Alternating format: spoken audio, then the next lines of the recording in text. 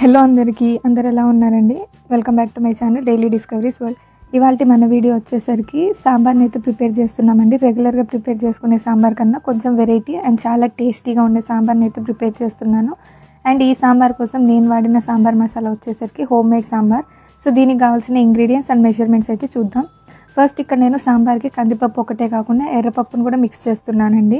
100 grams కందిపప్పు and అలాగే 100 grams ఎర్రపప్పును అయితే తీసుకున్నాను. సాంబార్ పౌడర్ రెసిపీ కూడా మన ఛానల్లో అయితే అప్లోడ్ చేశానండి. అవసరం అనుకున్న వాళ్ళు ఒకసారి అయితే చెక్ చేయండి. సో ఈ కందిపప్పుని అండ్ అలాగే ఎర్రపప్పుని ఒక బౌల్లో వేసుకొని డ్రై రోస్ట్ అయితే చేసుకోవాలండి. దోరగా ఎర్రగా వచ్చేంత వరకు వీటిని అయితే ఫ్రై చేసుకుందాం. వీటిని ఫ్రై చేసుకున్న తర్వాత మనం వాటర్ అయితే యాడ్ చేసుకొని ఒక 30 to 45 మినిట్స్ అయితే నానబెట్టుకోవాలండి. ఈ కందిపప్పుని ఎర్రపప్పుని ప్రెషర్ కుక్కర్లోకి యాడ్ చేసుకొని 2 గ్లాస్ ఆఫ్ వాటర్ యాడ్ చేసి 4 విజిల్స్ అయితే తీసి వీటిని ఉడికించుకొని పక్కన పెట్టుకోవాలండి.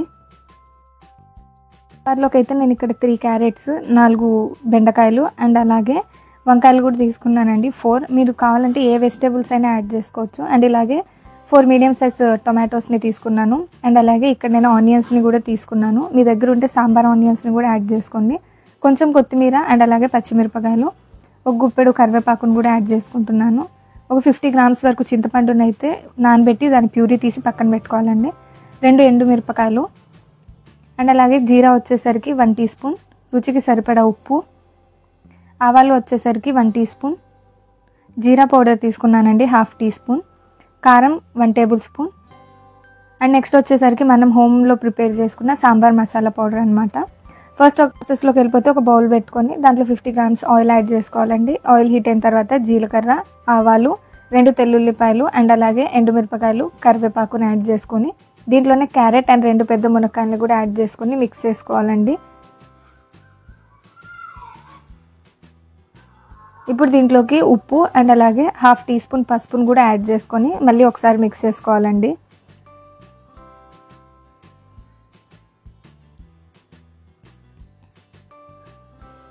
ఇప్పుడు దీంట్లోకి మనం కట్ చేసి పెట్టుకున్న టొమాటోస్ అండ్ అలాగే టొమాటోస్ కొంచెం మెత్తబడేదాకా ఫ్రై చేసుకొని దీంట్లోకి మనం కట్ చేసి పెట్టుకున్న వంకాయలు, బెండకాయలు, ఆనియన్స్ యాడ్ చేసుకొని ఒక 70% కుక్ అయ్యేంత వరకు స్లోలో అయితే వీటిని కుక్ చేసుకోవాలండి, స్లో ఫ్లేమ్ మీద. ఫైనల్గా కారంని కూడా యాడ్ చేసుకొని ఈ కూరగాయలన్నింటినీ బాగా మిక్స్ చేసుకొని మూత పెట్టుకొని మనం 70% వరకు అయితే వీటిని ఉడికించుకోవాలండి. సో ఇక్కడ మనకి కూరగాయలు అనేవి బాగా మెత్తగా అయ్యాయి అండ్ టొమాటోస్ కూడా బాగా స్మాష్ అయిపోయినాయి అనమాట. ఇప్పుడు దీంట్లోకి మనం ఇందాక ఉడికించి పెట్టుకున్న పప్పు ఏదైతే ఉందో కందిపప్పు అండ్ ఎర్రపప్పు అది యాడ్ చేసుకుంటున్నాను.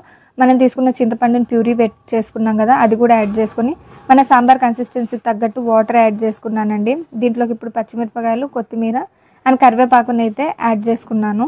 ఇవన్నీ యాడ్ చేసుకొని ఒకసారి బాగా కలుపుకోవాలండి. సాంబార్ పౌడర్ వచ్చేసరికి నేను బయట దొరికే సాంబార్ పౌడర్ అయితే యూజ్ చేయట్లేదండి. ఇంట్లో ప్రిపేర్ చేసిన సాంబార్ పౌడర్నే యూజ్ చేస్తున్నాను. ఫస్ట్ 2 టేబుల్ స్పూన్ సాంబార్ పౌడర్ని వాటర్లో యాడ్ చేసుకొని అది బాగా డైల్యూట్ అయిన తర్వాత అది మనం ఆ మిక్చర్ని దీంట్లోకి అయితే మిక్స్ చేసుకున్నాం అనమాట. సో ఇప్పుడు ఇది మనం ఇంట్లో ప్రిపేర్ చేసుకున్న సాంబార్ పౌడర్ కాబట్టి టేస్ట్ కూడా చాలా డిఫరెన్స్ ఉంటుంది. సో సాంబార్ పౌడర్ని యాడ్ చేసిన తర్వాత ఒక పొంగు వచ్చిన తర్వాత ఇప్పుడు దీన్ని అయితే 10 మినిట్స్ మీడియం ఫ్లేమ్ మీద పెట్టి ఉడికించుకోవాలండి. సాంబార్ అయితే 10 మినిట్స్ ఖచ్చితంగా మరిగించుకోవాలన్నమాట. సాంబార్ని 10 మినిట్స్ బాగా మరిగించుకున్న తర్వాత మన కన్సిస్టెన్సీ అనేది చేంజ్ అవుతుందండి. సో అంతేనండి, చాలా ఈజీ అండ్ టేస్టీగా ప్రిపేర్ చేసుకునే సాంబార్ రెసిపీని అయితే నేను మీతో షేర్ చేసుకున్నాను. సో డెఫినెట్గా మీకు ఈ రెసిపీ కనుక నచ్చినట్లయితే లైక్ చేసి షేర్ చేసి మీ ఫ్యామిలీ మెంబర్స్తో సబ్స్క్రైబ్ చేయండి.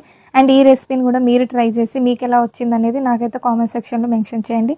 మరిన్ని వీడియోస్ కోసం నా ఛానల్ అయితే సబ్స్క్రైబ్ చేసుకోండి. Thank you for watching.